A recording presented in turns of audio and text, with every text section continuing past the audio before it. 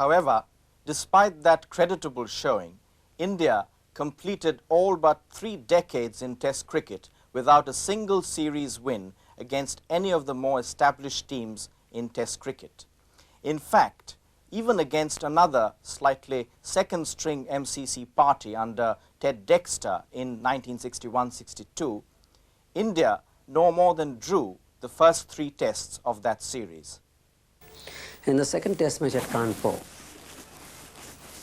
I walked up to the chairman of the selection committee, Mr. Vijay Hazare, when other members of the selection committee were also present, and said, "Dada,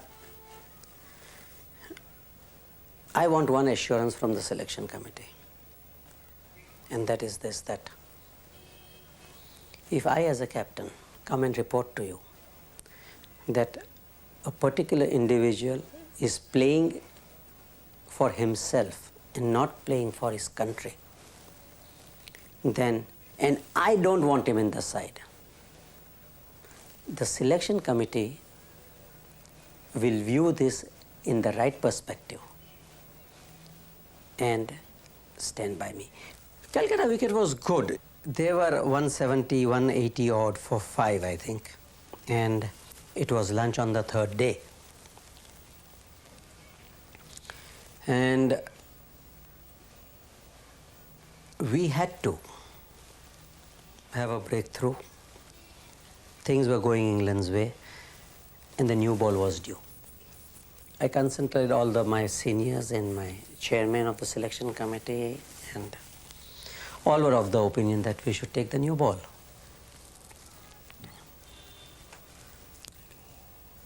I also decided to take the new ball, but the sixth sense was telling me that I think I should continue with the spinners. So much so that when we went onto the field, I took the new ball and gave it to Ramakant Desai, who measured up his run and was ready to begin his run up. When I said, "Please excuse me, stop," took the new ball back,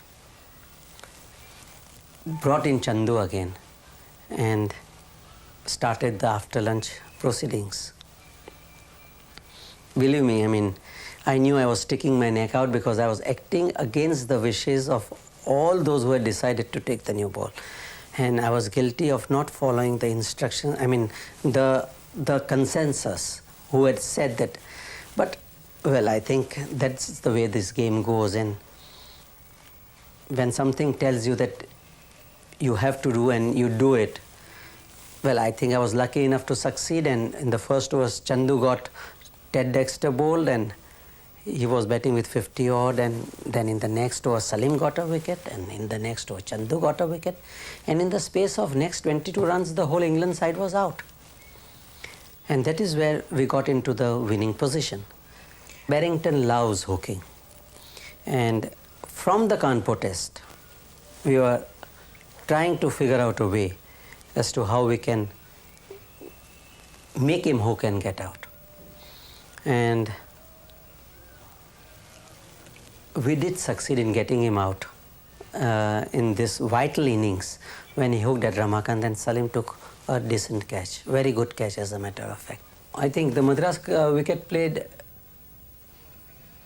practically the same throughout.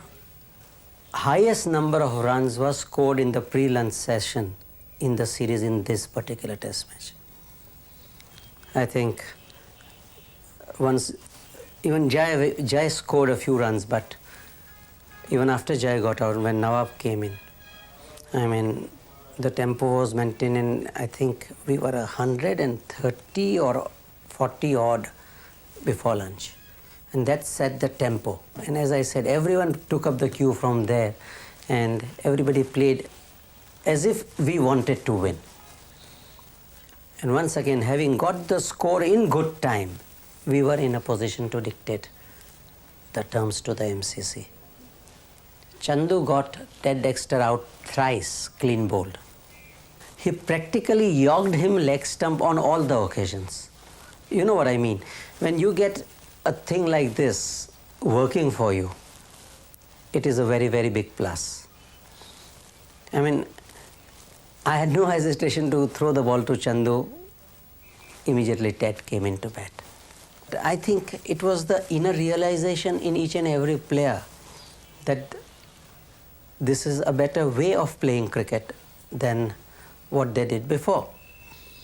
See, it's like this. No tiger is a man-eater till he has had his first prey. And whether we like it or not, India had not tasted what it feels to win. Having tasted the blood, I thought the inner confidence came into our side that, well, we are no inferior to our opposition that we are playing. And it is this inbuilt confidence which I think matters in success and failure. If you dub yourself that with the feeling that you can't win, you can't win. And it is the taste of victory, I think, that changed the attitudes and gave the feeling that we can do it. And so India came into their own in that fourth test at Calcutta. Batting first, they got a good total of 380, and from then onwards they were right on top. Towards the end, Durrani and Borde bowled marvellously with their left arm spin and leg spin respectively. In the final test at Madras, Patodi got a maiden 100 in only his third test appearance, and from then onwards India were again holding the whip hand. Eventually India winning by 128 runs. One of the heroes of that series against England was Vijay Manjrekar, one of the best batsmen India have produced.